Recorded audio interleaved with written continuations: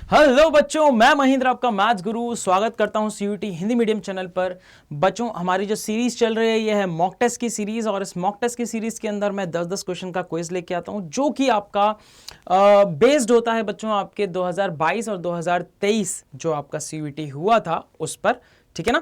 अब इसके बाद ये क्वेश्चंस को हम किस तरह से सॉल्व करने वाले हैं, तो इसको क्विज फॉर्मेट में सॉल्व करने वाले हैं। 10 क्वेश्चन आपके सामने रहेंगे बच्चों, और आपका जो आपको 10 सेकंड दूंगा मैं उसको सॉल्व करने के लिए, क्योंकि उसके बाद आप खुद भी सॉल्व उसको करेंगे।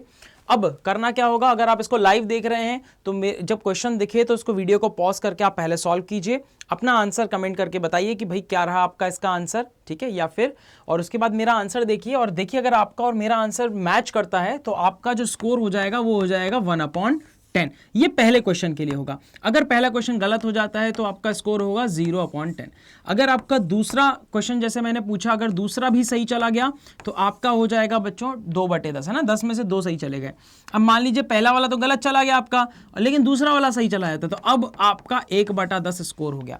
इस तरीके से आप अपना स्कोर बना सकते हो। हर क्वेश्चन के बाद अपना स्कोर जो है अपडेट कर सकते हो कमेंट करके, और या तो फिर आप इकट्ठा आप लिख लीजिए कि हाँ मेरा पहला सही गया, दूसरा गलत गया, तीसरा सही गया, और उसके बाद अपना लास्ट में जब 10 के 10 क्वेश्चन हो जाए तो बता दीजिए कि हाँ सर 6/10 आया।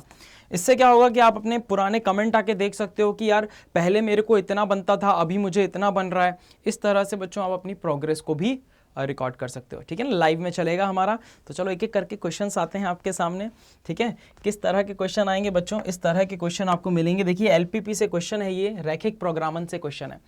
बोल रहा है कि चित्र के अंदर सुसंगत हल को दर्शाया गया है, पहले से ही बना के दे दिया है उसने, ठीक है।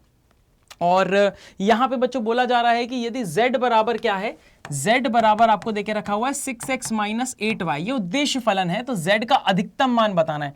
अब आपको पता है कि सुसंगत क्षेत्र जहां पर होता है ना, जिन बिंदुओं पे ये टच करता है ये कॉर्नर पॉइंट्स कहलाते हैं। अब ये वाला नहीं देके रखा हुआ है, तो ये कॉर्नर पॉइंट है, ये कॉर्नर पॉइंट है, और ये जो होता है 0,0 होता है बच्चों, ये कॉर्नर पॉइंट है। लेकिन ये कॉर्नर पॉइंट नहीं है, ये कोणीय बिंदु नहीं आएगा, है ना। सुसंगत क्षेत्र मेरा ये वाला है, तो इनसे जो घिरा हुआ क्षेत्र रहेगा या बिंदु रहेंगे ये कोणीय बिंदु कहलाते हैं। ये वाला कोणीय बिंदु नहीं होगा तो इसको नहीं लेना है। तो 3 कोणीय बिंदु पे आपको इसका अधिकतम मान चेक करना है। चलो एक एक करके सारे बिंदु रखते हैं, ठीक है। तो हमने कौन कौन से बिंदु रखने हैं, हमें रखने हैं 0,0, हमें रखना है 0,4, और हमें रखना है 12,6। यहां पर z का अधिकतम मान चेक करेंगे, दोनों 0 होंगे तो ये 0 हो जाएगा, पहला वाला 0, ठीक है, ये 0 हो जाएगा, और ये हो जाएगा -32, 0 और ये 8 चौके 32। z बराबर यहां रखेंगे तो 12 छंग 72 -8 छंग 48।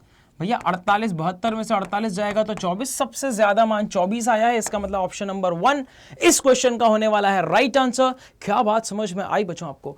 कितने बच्चों का राइट आंसर आया था ऑप्शन नंबर 1, उनका जो होगा बच्चों 1 में से 10, 10 में से 1 मार्क्स उनको मिल चुका है यहाँ पर, ठीक है। एक एक नंबर पे हम खेलेंगे इसको, नो नेगेटिव मार्किंग, ठीक है। वैसे मेन पेपर के अंदर 5 नंबर का एक आपका क्वेश्चन होता है, मतलब सही करने पे 5 नंबर मिलते हैं और गलत करने पे -1 होता है, ठीक है। चलो वैसे आप चाहो तो ये भी कर सकते हो, बट अभी फिलहाल हम क्वेश्चंस पे खेलते हैं। एक क्वेश्चन सही गया मेरा, चलो आगे बढ़ जाते हैं।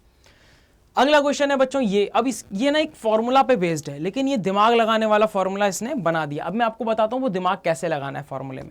सबसे पहले तो आप क्या करो, इन सब को, यानी कि ये जो लिखा हुआ है, क्या लिखा हुआ है, ये लिखा हुआ है tan 1/5 plus tan 1/3 minus cot 1/4/7। तो सबको पहले 10 में कन्वर्ट करो, यानी कि इसको भी 10 में लेके आओ। जब मैं इसको 10 में लेके आऊंगा तो ये क्या बन जाएगा, ये बन जाएगा tan 1/5, ठीक है, tan 1/5 प्लस tan 1/3, और ये हो जाएगा माइनस का tan 1 में cot का उल्टा हो जाएगा, यानी कि 7/4 हो जाएगा, बस खत्म, इतना। अब इसको हमें सॉल्व करना है, इसको हमें सॉल्व करना है। उसके लिए एक फॉर्मूला आपको पता होना चाहिए कि भैया tan 1x plus tan 1y plus tan 1z ये क्या होता है, पहले उसको समझते हैं। tan 1z है ना, ये क्या होता है फॉर्मूला, ये फॉर्मूला होता है tan 1x plus y plus z minus xyz बटे में 1 minus xy minus yz minus zx, ये फॉर्मूला होता है। लेकिन यहां पर ये तीनों प्लस के होने चाहिए, लेकिन देखो यहां पे देखोगे तो ये तीसरा वाला जो z वाला है ना वो माइनस का है। अगर ये z वाला माइनस का है ना तो जहां जहां पर z है उसको माइनस कर दो, बस इतना ही। यानी कि tan 1x plus tan 1y minus tan 1z इसका फॉर्मूला क्या बनेगा, देखो इसका फॉर्मूला क्या बनेगा, इसका फॉर्मूला बनेगा tan inverse x plus y minus z. ठीक है, फिर यहां पर x गुणा y माइनस जेड, ये माइनस और ये माइनस हो जाएगा प्लस, तो ये हो जाएगा प्लस एक्स वाई जेड बटे में 1 x और y माइनस एक्स वाई रहेगा, z माइनस का है तो ये माइनस का z और ये माइनस पहले से ही तो प्लस का वाई जेड हो जाएगा। फिर यहां पर z माइनस का है और ये माइनस साइन पहले से ही तो ये प्लस का जेड एक्स हो जाएगा। तो ये फॉर्मूला आपका बन के आ गया। अब यहां पर एक्स वाई जेड आपके सामने है, वैल्यू डायरेक्ट पुट करेंगे और आंसर निकालेंगे। चलिए देखते हैं वैल्यू पुट करके क्या आंसर आता है। तो आंसर आ जाएगा tan इनवर्स में x plus y plus z. तो x बराबर आपके पास क्या है देख लेते हैं, एक्स वाई जेड क्या है मेरे पास 5, 3 और 7/4, 5, 3 और 7/4, इसको रखते हैं यहाँ पे। तो ये आ जाएगा x प्लस वाई यानी कि 5 plus 3 minus 7/4 plus X Y Z, इन तीनों का गुणनफल यानी कि 5 गुणे 3 गुणे 7/4 बटे में 1 माइनस एक्स वाई यानी कि 5 गुणे 3 प्लस वाई जेड यानी कि 3 गुणा ये 21/4 प्लस, ठीक है माइनस माइनस प्लस था लास्ट वाला भी, 5 इंटू 7/4 यानी कि 35/4। इस तरीके से हमें ये प्राप्त हुआ। अब देखो नीचे वाले को अगर मैं सॉल्व करता हूं केवल, तो मुझे क्या प्राप्त होता है, देखो यहाँ पे 21/4 प्लस 35/4, ये क्या बन जाएगा बच्चों, देखो ध्यान से, 5 और 1 6, 3 ये 56, 56/4 यानी कि ये बन जाएगा 14। यानी कि जब आप इन दोनों को सॉल्व करोगे तो ये 14 बनेगा, 14 और 1 ये 15 और ये बन जाएगा 15 माइनस का, तो 14 और 1 15, 15 माइनस 15, तो ये बन जाएगा बच्चों tan इनवर्स, ऊपर कुछ भी रहेगा नीचे 0 बन जाएगा। और tan इनवर्स में 1/0 बनता है तो ये इन्फिनिटी देता है कि नहीं, tan इनवर्स में क्या देता है बच्चों, यहाँ पर ये इन्फिनिटी दे देगा। क्लियर है, tan इनवर्स में ये पूरा का पूरा वैल्यू चल रहा है। और tan इनवर्स इन्फिनिटी क्या होता है बच्चों, π/2, सिंपल है ना। तो आपका इस प्रश्न का सही उत्तर क्या आ जाएगा, π/2। तो ये फॉर्मूला मैंने यहाँ पर आपको बना के बताया है, ये मेन फॉर्मूला याद रखिए, इसके अंदर जो भी माइनस में है बस उनका चिन्ह चेंज करके इस फॉर्मूला को नया क्रिएट कर लीजिए, सिंपल इतना ही करना था आपको। सही गया हो तो बच्चों +1 मार्क्स मिल गया आपको, और गलत गया है तो फिर भूल जाओ, ठीक है, नेगेटिव मार्किंग नहीं खेल रहे अपन। अब ये तो बड़ा सिंपल सा क्वेश्चन हो गया, मुख्य मान निकालना है 2/3। भैया साइन में √3/2 कब आता है, 60 डिग्री पे यानी कि π/3 पे। तो कॉसेक के अंदर कब आएगा, इसको उल्टा कर दो भाई, π/3 यानी 60 डिग्री, तो 2/3। तो ये कब आता है कॉसेक में, π/3 पे। इसका मतलब इसका मुख्य मान क्या आ जाएगा, π/3, यानी ऑप्शन नंबर ए इसका राइट आंसर। खत्म, क्लियर है ना। जैसे ही आप इसको अंदर इसको √2/3 को कॉसेक π/3 रखेंगे तो कॉसेक इनवर्स और वो कट जाएगा। और आपको पता ही है इसकी रेंज में भी है, -π/2 से π/2 के बीच में होना चाहिए बच्चों, है कि नहीं। यहां से लेकर यहां तक होना चाहिए, बस यहाँ पे 0 नहीं होना चाहिए, इतना था। ये रेंज है इसकी, है ना, ये इसका परिसर है, इसके बीच में ही आ रहा है, बिल्कुल सही आंसर है मेरा। एक सिक्के को 6 बार उछाला जाता है बच्चों, ठीक है। हम मॉक टेस्ट 3 कर रहे हैं अभी, ध्यान रखिएगा। मॉक टेस्ट 1 और 2 ऑलरेडी हो चुके हैं, जिसका लिंक आपको डिस्क्रिप्शन में मिल जाएगा, वो भी देख सकते हैं। और आगे आने वाले जो मॉक टेस्ट होंगे वो भी उसी प्लेलिस्ट में होंगे, उस प्लेलिस्ट को जाके आप देख सकते हैं, ठीक है। सो यहां बोला जा रहा है कि एक सिक्का, एक कॉइन को फेंका गया है बच्चों, 6 बार फेंका गया। तो जितनी बार फेंका जाता है उसे n बोलते हैं हम, तो n बराबर 6 है। पट्ट यानी कि टेल की बात कर रहा है बच्चों, चित्त मतलब हेड, पट्ट मतलब टेल। विषम संख्या आने में, यानी कि ये दे के रखा हुआ है कि विषम संख्याओं की प्रायिकता बतानी है, यानी कि यहां पे r बता गया है, सक्सेस बताइए विषम संख्या, ठीक है। ये क्या है, विषम संख्या आने की। तो 6 बार उछाला जाएगा तो विषम संख्या कब कब आएगी, 1, 3 और 5 पे, है ना। तो मान लेते हैं 1, 3 और 5 पे। तो यहां पर आपको प्रायिकताएं ज्ञात करनी है। इसका फॉर्मूला क्या होता है, इसका फॉर्मूला होता है x बराबर r, यानी कौन कौन सी संख्याएं यहां पे चाहिए, बराबर NCR, n और r आपको समझ में आ गया क्या है, p की घात r और q की घात n-r। अब यहां पे p क्या है, p है सफलता की प्रायिकता, सफलता की प्रायिकता, और q है असफलता की प्रायिकता, असफलता की प्रायिकता, ठीक है। ये है सफलता की प्रायिकता और ये है असफलता की प्रायिकता। सफलता क्या है, पट्ट आना सफलता है। तो भाई पट्ट आने की क्या प्रायिकता होगी, तो 1/2, और पट्ट नहीं आएगा तो चित्त आएगा, चित्त आने की प्रायिकता क्या होगी, 1/2। सिंपल है ना, चित्त या पट्ट, तो 1/2 होगी दोनों की प्रायिकता। अब बस आप इसका 1/2 यहां पे रख दीजिए, तो ये हो जाएगा px बराबर r, ठीक है, ये आप तभी करेंगे ऐसा जब ये दोनों समान हो। अगर ये दोनों समान है ना तो क्या होगा कि P और R दोनों सेम हो जाएंगे। दोनों सेम हो जाएंगे तो कैसे दिखेंगे जरा मैं वो आपको बता रहा हूं। तो NCR मैंने ये लिखा और यहां पर 1/2 की घात R है और यहां पर 1/2 की घात N-R है। और आपको पता है कि दोनों सेम होते हैं तो ये जुड़ जाती हैं, घातें जुड़ जाती हैं आपस में। तो ये हो जाएगा NCR और ये हो जाएगा बच्चों 1/2 R प्लस N-R। तो R से R खत्म तो ये N बन जाएगा सीधा सीधा, यानी ये हो जाएगा NCR और ये 1/N। क्लियर है कि नहीं? तो ये है x बराबर R के लिए। अब x बराबर R में आपको 1, 3 और 5 यहां पर आपको लेके आना है, यानी कि ये जो है बच्चों 3 बारी में खुलेगा। जब एक बार R1 होगा, एक बार 2 होगा, एक बार 3 होगा। लेकिन ये तो R पे डिपेंडेंट नहीं है ना, ये तो डायरेक्ट 1/2 की घात 6 आ जाएगा। तो इसको जब मैं सॉल्व करूंगा बच्चों P x बराबर 1, 3 और 5 के लिए, तो ये क्या हो जाएगा, ये हो जाएगा P1 plus P2 P1 plus P2 plus P3 plus P5, ये विषम संख्याओं के लिए।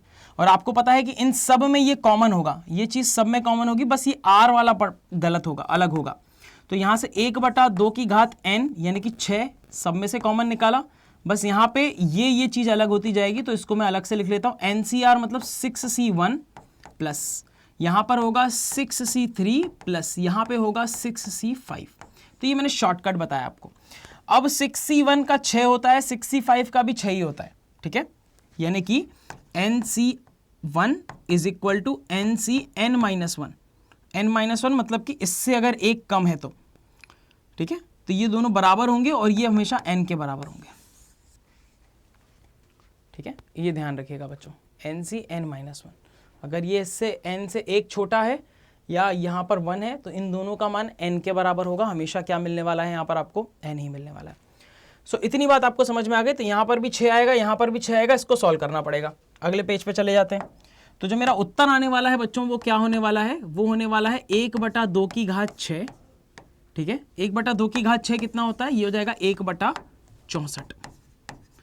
ब्रैकेट में यहां आऊंगा तो 6, वो लास्ट वाले का भी 6 प्लस 6C3 कैसे खोलते हैं, तो 6C3 का मतलब कि 6 की उल्टी गिनती गिनो 3 बार, 6, 5, 4, 3 बार खोला और बटे में जो 3 था ना, 6 की उल्टी गिनती गिनो 3 बार, जितना यहां लिखा है उतनी बार उल्टी गिनती गिननी है।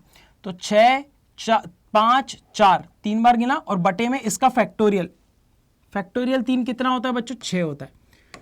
इसको सॉल्व करेंगे तो देखो कितना आ रहा है, 1/64, ये 20 और 12 32 से कटेगा ये 1/2। तो 1/2 इस क्वेश्चन का राइट आंसर होगा, जो कि है ऑप्शन नंबर 3।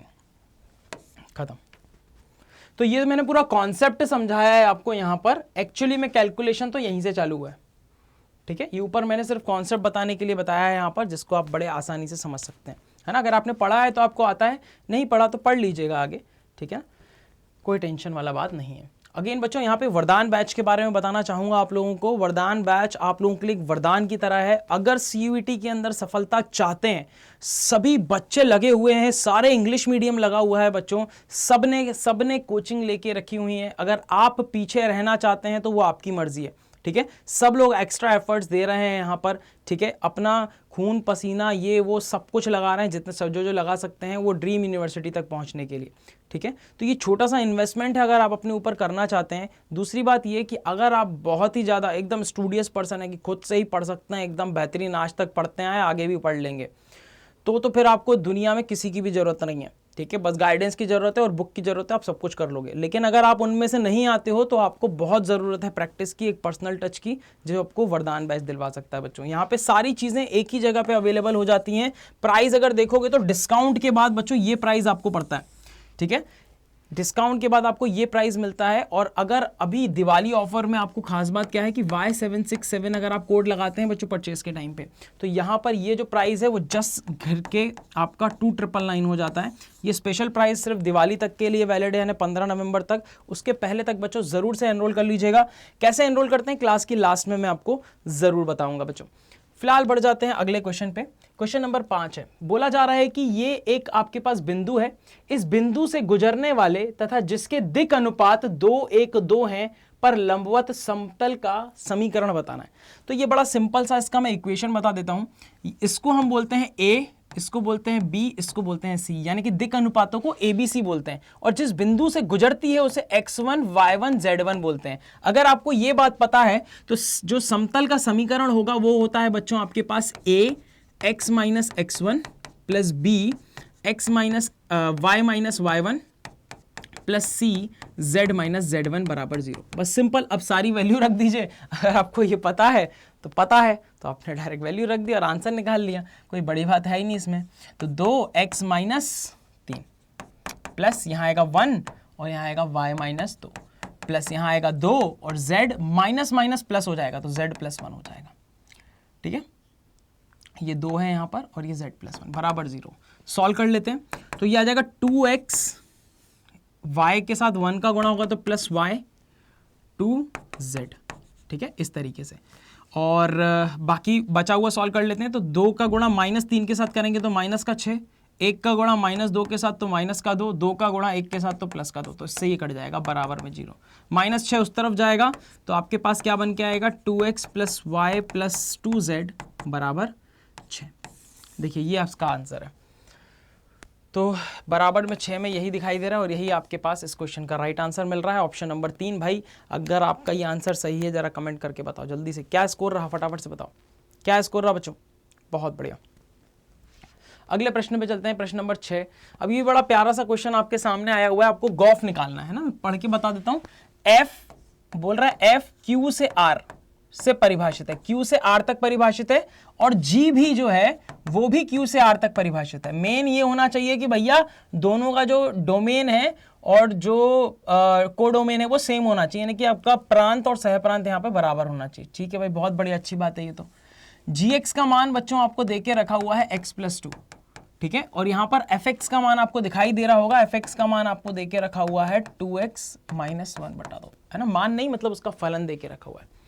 फिर यहाँ पे बोला जा रहा है कि आपको गॉफ बताना है, गॉफ GOF बताना है, वो भी 3/2 पे, यानी x की जगह पे 3/2 निकालना है। गॉफ कैसे निकालते हैं चलिए उसके बारे में चर्चा करते हैं। गॉफ ऑफ fx का मतलब क्या होता है? इसका मतलब ये होता है बच्चों कि आपको g ऑफ fx निकालना है, यानी कि g के अंदर आपको fx रखना है, समझ रहे हो? इसको बोलते हैं गॉफ, g ऑफ fx, यानी कि g के अंदर fx रखना है। सिंपल, g के अंदर fx रखना है, लेकिन x की जगह पे वो बोल रहा है कि 3/2 रखो, तो इसका मतलब आपको निकालना है g ऑफ f 3/2 निकालना है। अब f 3/2 कैसे निकलेगा? तो ये fx है, यहां पर x की जगह पे 3/2 रख दीजिए और इसको सॉल्व कर लीजिए। तो f 3/2 मतलब ये कि जहां जहां पर x है वहां वहां पे 3/2 रखेंगे, तो ये हो जाएगा 2 × 3/2 माइनस 1/2। इसको सॉल्व कीजिए बच्चों, देखिए क्या प्राप्त हो रहा है आपको। 2 से 2 गया, 3 माइनस 1 करेंगे तो 2 आएगा ऊपर, नीचे भी 2, तो इसका मान हो गया 1। इसका मतलब कि इसको जब मैं सॉल्व करूंगा तो ये आ जाएगा g ऑफ 1। क्या मिलेगा बच्चों? g of 1। और g ऑफ 1 का मतलब सिंपल सी है कि ये रहा मेरा gx, x की जगह पे 1 रख दीजिए, तो इसका मतलब g ऑफ 1 मतलब हो जाएगा कि 1 + 2, और ये आ जाएगा बच्चों 3। तो ये रहा इस प्रश्न का सही उत्तर, यानी कि option number 4, option number D. Clear? यही आया आप लोगों का भी, जल्दी बताएंगे। बड़ा ही प्यारा सा क्वेश्चन था, यस और नो। आगे बढ़ जाते हैं। बोल रहा है कि 2 सदिश हैं, है ना, एक सदिश है, मैं यहां पर लिख देता हूं आपके लिए, i - 2xj + 3yk, एक सदिश ये है, और एक और सदिश है i + 2xj - 3yk, ये 2 सदिश हैं। बोल रहा है एक दूसरे पर लंब हैं, तो x y बिंदु पथ बताइए, यानी x और y का मान बताइए, ये पूछा जा रहा है आपसे। एक दूसरे पर अगर लंबवत हैं बच्चों, अगर 2 सदिश एक दूसरे पर लंबवत होते हैं तो इसकी कंडीशन होती है कि a1 a2 + b1 b2 + c1 c2 बराबर 0। ये a1 b1 c1 क्या है बच्चों? ये इसके आपके दिक् अनुपात है। क्लियर है? यहां से आप दिक् अनुपात निकाल सकते हो डायरेक्ट, ठीक है, यहां से आप डायरेक्शन रेशोज निकाल सकते हो। तो जो इसके साथ में है वो a1 है, जो इसके साथ में है ये b1 है, जो इसके साथ में है ये c1 है, इसी तरह जो इसके साथ में जो कि कुछ नहीं है 1, तो ये a2 है, ये क्या है आपके पास b2 है, और ये माइनस साइन के साथ उठा लेंगे इसको तो ये c2 हो जाएगा। तो इसको बस इस कंडीशन में रख देना है। लंब का मतलब ये है बच्चों। तो a1 a2 का मतलब ये हो जाएगा कि i के साथ कुछ नहीं है तो 1 होगा, तो तो 1 का गुणा 1 में करेंगे तो ये लिखेंगे 1 गुणा 1, ठीक है, प्लस माइनस 2x का गुणा करेंगे प्लस 2x में, तो हो जाएगा माइनस का 4x स्क्वायर, फिर प्लस 3y का गुणा करेंगे माइनस 3y में, तो ये जाएगा माइनस का 9y स्क्वायर बराबर 0। इसको सॉल्व करेंगे बच्चों, तो देखो 1 को अगर मैं वहां, इन दोनों को वहां भेज दीजिए, तो ये बन जाएगा 4x square plus 9y square बराबर 1। अब आपसे पूछा क्या जा रहा है, बिंदु पथ क्या है। अब मतलब ये जो बिंदु पथ बनेगा इसका वो क्या बनेगा, एक वृत्त बनेगा यानी सर्कल बनेगा। तो आपको इसकी इक्वेशन पता होनी चाहिए। इसकी इक्वेशन होती है x square plus Y square बराबर आर स्क्वायर। आर की जगह रेडियस हो सकता है, कोई भी स्क्वायर में रहेगा यहाँ पे वैल्यू।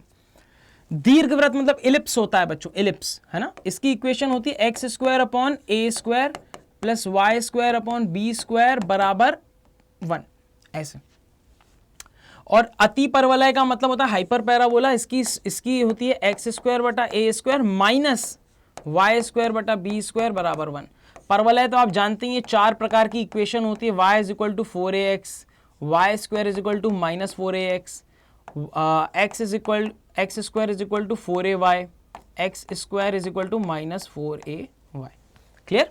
इस तरीके से अब मुझे बताओ कि क्या मैं इसको ऐसे लिख सकता हूं क्या, एक्स स्क्वायर बटे में 1/4, 1/4 या 1/4 को 1/2 का स्क्वायर। भाई जो बटे के बटे में होता है वो ऊपर चला जाता है, तो जो ऊपर है वो बटे के बटे में आ सकता है कि नहीं आ सकता। तो ये मैंने बटे में लिखा हुआ है ना, 1/4, 1/4 मतलब 1/2 का होल स्क्वायर, प्लस इसको लिख सकता हूं मैं क्या, वाई स्क्वायर बटे में 1/3 का होल स्क्वायर बराबर 1। आपको क्या लग रहा है ये किससे, किसकी इक्वेशन से मैच कर रहा है? ये मैच कर रहा है बच्चों दीर्घवृत्त की इक्वेशन से। तो यही मेरे इस क्वेश्चन का राइट आंसर है, दीर्घवृत्त। तो इसके लिए इस क्वेश्चन के अंदर आपको 2 चीजें पता होनी चाहिए थी, 2 कॉन्सेप्ट पता होने चाहिए थे। पहला ये कि आपके पास जो इक्वेशन है बच्चों, मतलब जो अगर 2 सदिश एक दूसरे पर लंब होते हैं तो वो आखिर क्या बताते हैं आपको, है ना, वो क्या कंडीशन बताते हैं, तो ये कंडीशन बताते हैं। और फिर आपको ये जो वृत्त, ये जो वक्र आपको दे के रखे हुए हैं, सारे के सारे कर्व दे के रखे हुए हैं, इनकी इक्वेशन आपको पता होनी चाहिए, है ना, इनकी आपको समीकरण पता होने चाहिए। तो ये बहुत इंपॉर्टेंट है। तो अगर आपको पता है तो आपको पता है, आप आराम से देख के बता सकते हैं। आगे बढ़ जाते हैं। क्वेश्चन नंबर 8 बोल रहा है कि इन बिंदुओं से बने त्रिभुज का क्षेत्रफल। इससे रद्दी क्वेश्चन तो हो ही नहीं सकता अगर फॉर्मूला पता है तो। x1 y1, x2 y2 और x3 y3, है ना। और फॉर्मूला क्या होता है त्रिभुज के क्षेत्रफल का, तो ये होता है 1/2 x1 y2 माइनस y3, 1 2 3 ऐसे चलता है। फिर प्लस x2, 2 हो गया तो अब 3 आएगा, 2 3 फिर 1, फिर 3 आ गया तो 3 के बाद क्या आता है 1 माइनस 2, ऐसे करके ये बन गया बच्चों आपके पास त्रिभुज के क्षेत्रफल का फॉर्मूला। वैल्यू पुट कर दो यार सारी की सारी, खत्म। तो ये आ गया 1/2, वैल्यू रखेंगे तो माइनस का 2 आएगा बाहर, और y2 माइनस y3 कि 2 माइनस 3 करेंगे तो माइनस का 1 आएगा, प्लस x2 माइनस का 3 है तो माइनस का 3 ही लिखते हैं। और फिर अंदर आएगा y3 माइनस y1, मतलब कि 3 माइनस 1 तो 2 आएगा। फिर प्लस x3 क्या है माइनस का 4, तो उसको माइनस का 4 ही लिखते हैं। अंदर लिखेंगे y1 माइनस y2 यानी कि 1 माइनस 2 तो माइनस का 1 आएगा। चलो भाई सॉल्व करते हैं इसको। ये 1/2 माइनस माइनस प्लस का 2, माइनस का 6 और माइनस माइनस प्लस का 4, 4 और 2 6, 6 में से 6 जाएगा तो 0, 0/2 भी 0 ही रहेगा। इसका मतलब इस प्रश्न का सही उत्तर क्या आएगा, 0 वर्ग इकाई। इस प्रश्न का सही उत्तर क्या आएगा, 0 वर्ग इकाई। क्लियर हो रहा है कि नहीं हो रहा, जल्दी बताओ क्या स्कोर बना। चलो बहुत बढ़िया, अगले क्वेश्चन पे चलते हैं। बोला जा रहा है कि वह बिंदु समुच्चय जहां फलन fx बराबर मॉड x नहीं है ये, हाँ मतलब मॉड x ही है, क्या देके रखा हुआ fx बराबर मॉड x माइनस 2, ठीक है, ये बोल के रखा है। तो वो बिंदु समुच्चय बताना है जहां पर ये अवकलनीय हो। अब देखिए मॉड की बात करता हूं, अगर मैं fx बराबर मॉड x के ग्राफ की बात करता हूं तो ये रहा बच्चों मॉड x का ग्राफ, ठीक है। तो मॉड x का ग्राफ क्या होता है बच्चों, ये x इज इक्वल टू 0 पर क्या होता है आपका एक पॉइंट बनाता है यहाँ पे, ठीक है, x इज इक्वल टू 0 पे पॉइंट बनाता है। इसको जरा खिसका देता हूँ लाइन, ये रहा, x इज इक्वल टू 0 पर ये पॉइंट बनाता है और यहीं पे ये अवकलनीय नहीं होता, है ना। तो जब मॉड x होता है तो मॉड के अंदर वाली जो भी वैल्यू होती है अगर उसको 0 के बराबर रख दो तो वो पॉइंट, वो बिंदु मिल जाता है जहां पर वो अवकलनीय नहीं है। बाकी सब जगह अवकलनीय है, उस बिंदु पे नहीं है। तो यहां पर मॉड के अंदर क्या है, x माइनस टू, इस x माइनस टू को 0 के बराबर रख दो तो x बराबर 2 आ जाएगा। मतलब यहां पर अवकलनीय नहीं है, अवकलनीय नहीं है, इतना आपको पता चल गया है ना, ये बेसिक है इसका। तो इसका मतलब 2 पे नहीं है, बाकी सब जगह मतलब r मतलब माइनस इंफिनिटी से प्लस इंफिनिटी में 2 को छोड़कर। तो आंसर क्या हो जाएगा इसका, ऑप्शन नंबर 3, माइनस इंफिनिटी से प्लस इंफिनिटी के बीच में सब जगह पे अवकलनीय है, बस x बराबर 2 पर नहीं होगा। ठीक है, कॉन्सेप्ट क्लियर है। आगे बढ़ जाते हैं, लास्ट क्वेश्चन, बड़ा ही प्यारा सा क्वेश्चन, अभी थोड़ी देर पहले ही मतलब लास्ट क्लास के अंदर ही मैंने आपको इसका कॉन्सेप्ट बताया था। बोल रहा है कि b बराबर माइनस का 2a है, तो क्या करना है, दोनों तरफ हम क्या ले लेंगे, दोनों तरफ हम ले लेंगे डिटर्मिनेंट। मैंने आपको बताया था कि जब भी ये बाहर आता है बच्चों, ये बाहर आता है तो घात लेके आता है किसकी, कोटि की। तो कोटि ये रही बच्चों, n बराबर 3, कोटि की घात लेके आएगा तो -2 की घात 3 लेके आएगा, और ये इस तरीके से मिलेगा आपको। इसको सॉल्व करोगे तो यहां पर वैल्यू मिलेगी -8, और अगर आप इसको इससे कंपेयर करते हो तो k का मान आ जाता है आपके पास -8, और यही इस प्रश्न का सही उत्तर है। बस पूछा थोड़ा सा घुमा के, है ना, बस पूछा थोड़ा सा घुमा के। क्लियर है, बात समझ में आ गई, कोई डाउट, दिक्कत, समस्या, परेशानी, है ना। तो इस तरीके से बच्चों आपके ये क्वेश्चन हुए। क्या स्कोर रहा, जरा फटाफट से अपना अपना स्कोर लिखो, सभी के सभी बच्चे अपना अपना स्कोर लिखेंगे भाई। बाकी जितने ऑफलाइन में देख रहे हैं इसको ज़रूर से कमेंट करके बताएंगे अपना स्कोर, क्या स्कोर रहा, मज़ा आया कि नहीं आया यार आज की क्लास में, सारी चीज़ें बताएंगे। और अगेन बच्चों, वरदान बैच के बारे में बता देता हूँ किस तरीके से आप इसको परचेज कर सकते हैं।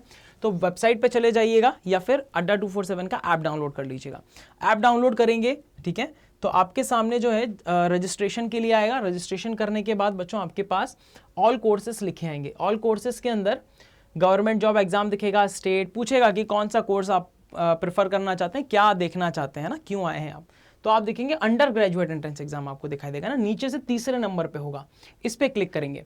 इस पे क्लिक करने के बाद आपको CUET दिखाई देगा। यहाँ पर आप देखेंगे तो आपको पूरे CUET के कोर्सेज दिखाई देंगे। लेकिन CUET पे नहीं जाना, हमें जाना है CUET हिंदी मीडियम पे। क्यों? क्योंकि हम हिंदी मीडियम के बच्चे हैं।